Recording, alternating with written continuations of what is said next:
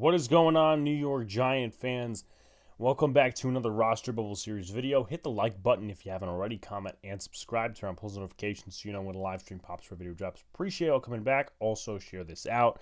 Appreciate you guys. As of right now, at least until the Giants bring in some new blood, if they do it all for the rest of the preseason, this is the final episode of the Roster Bubble Series, and it's been a fun ride doing all these types of profiles, learning about different guys. So, again, we appreciate it. You guys sticking in for the information and whatnot. However, we got to get down to the nitty-gritty.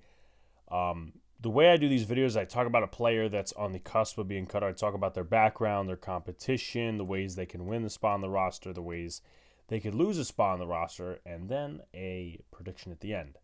Today, we're going to focus on Julie'n Davenport, who played a little bit for the New York Giants against the Carolina Panthers, but we got to talk about our sponsor first, and that is SeatGeek. For the first time in the history of this channel, that's been running 3 long years and over 1.5K subs strong.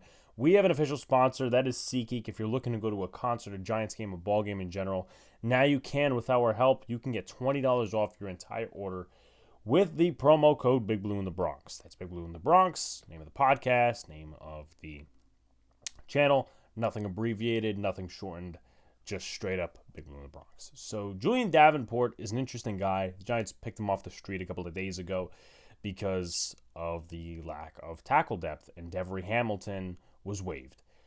28 years old, was born in Paulsboro, New Jersey, 6'7", 315 pounds, went to college at Bucknell, which is in Lewisburg, Pennsylvania. I didn't even know that, but went to Bucknell, was a 4th-round pick of the Houston Texans, and then he moved to the Dolphins for a year and a half.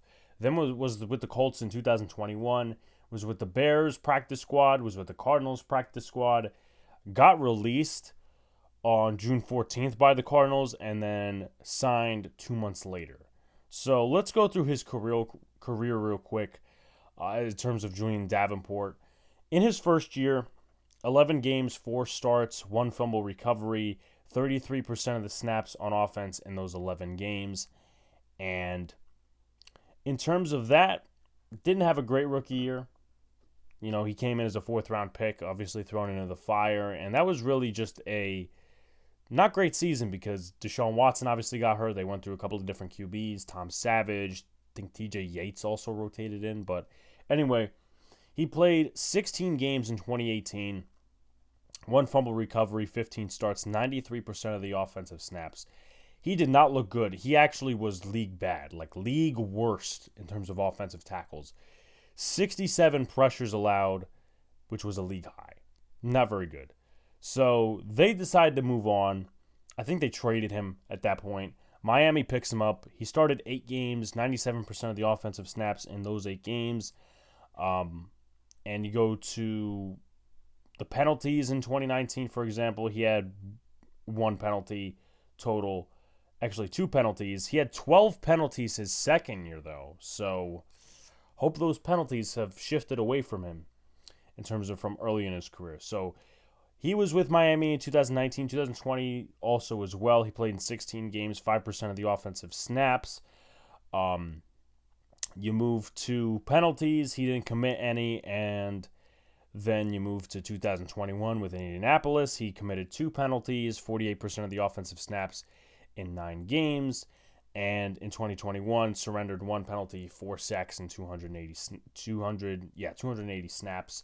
And then with the Cardinals and the Bears, did not get to see time on the field. So this guy, I can't say he was a draft bust because he was a 4th-round pick. You're not really expecting much. It's more of a depth thing, but he was thrown into the fire early in his career with some pretty bad organizations. I mean, the Dolphins were not great offensively speaking, or in the early Brian Flores era. The era before that was, not great with the Texans and allowing a league-high 67 pressures. But it's not something that the Giants are going to look to, put a ton of time into in terms of developing.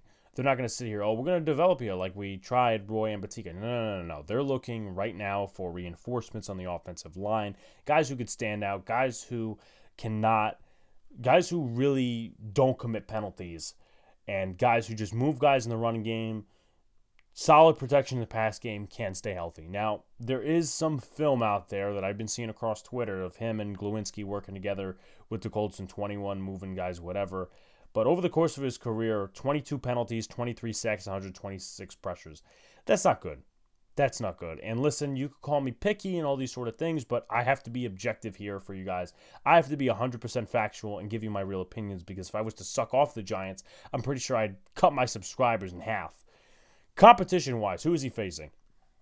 Well, he's facing Wyatt Davis, Matt Peart, and Corey Cunningham. Tyree Phillips is currently injured at the moment, so he is not competing, and it may end up very badly for Tyree Phillips, technically speaking, because he was a guy coming in that I predicted to make the roster. He was on the roster bubble, predicted him to make it, but I think that may go to shit.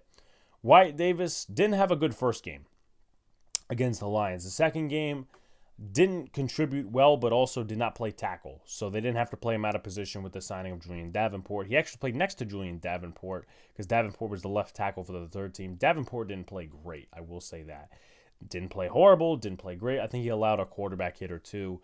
Matt Peart, who's been god-awful at left tackle, a couple of penalties against the Lions, a couple of penalties against the Panthers, not great against the Lions. So it's an open battle right now. And Corey Cunningham, yeah, he looked better against the Panthers by how much? Not much at all. Corey Cunningham, yeah, it's an improvement from giving up 3 sacks against the Lions. But again, you don't really want to trust Corey Cunningham with starting a game or even being your backup tackle. How can he win? Health, protection stands out versus the backups, rises up when injury occurs to other teammates, moves defenders versus the run, which, of course, I talked about a few seconds ago, how he's a guy that can move people versus the run when he's working with Mark Lewinsky, going back to 2021. But I don't know if that same drive is there, and we need pass protectors. We really do. Last year, we didn't have enough pass protectors. Feliciano was solid in the running game. A couple other guys were solid in the running game, but they were not pass protectors. The Giants, with more of a passing offense, need pass protectors, and Julie'n Davenport has not been that over the course of his career. And we're not talking about him, being a starter, of course, but you want someone who's reliable, and the Giants don't have somebody who's reliable at the moment, unless Julie'n Davenport completely shows out against the Jets. And I don't think, honestly speaking, that the Giants are going to play many starters, if at all, against the Jets. I think the Jets are going to play their starters maybe a little bit, and he's going up against some key guys. Even their second team, third team rushers are pretty good. Will McDonald, Bryce Huff, Michael Clemens, those guys are going to be playing for roster spots. They're going to be going up against Davenport, and Davenport's biggest test is going to be that game, in my opinion, in terms of making this roster or any other roster across the league. How can he lose? Exploited in pass pro, penalty flag flies, isn't opening holes in the running game, and also health if it becomes a factor. I think health will be one of the bigger ones, but I think it's going to be penalties and pass pro that are like the 2 X factors in terms of him making the roster. If he's not good in pass pro, I think he's done. Penalty flag flies, which has done for a ton of offensive linemen thus far. Jack Anderson, Shane Lemieux, another guy in Matt Peart. So the Giants need as less penalties as possible. More consistency too. But once again, how can you win? Health, pass protection stands out versus backups, rises up when injury occurs to other teammates, and moves defenders versus the run. How can you lose? Lack of health, exploited in pass pro, penalty flag flies, isn't opening holes in the running game. I have him being cut. I think the Giants brought him in because of his experience to see if he could battle out against the other guys. I don't think he's going to prevail. And this is not my lack of confidence or just like bias towards a player, but actually, yeah, it is my lack of confidence because they brought in some guy off the street. Being fair, yeah, he's got experience, but it's not good experience. So they will be looking on the waiver wire, in my opinion, for an offensive tackle. It's not going to be Julie'n Davenport that's going to make this roster. Maybe he makes the initial 53, and then waiver wire happens. He gets moved to another team. Like, comment, subscribe to all the good stuff. Turn on post notifications so you know when a live stream pops, video drops. Appreciate y'all coming back. Peace out, guys. See you later. Stay cool.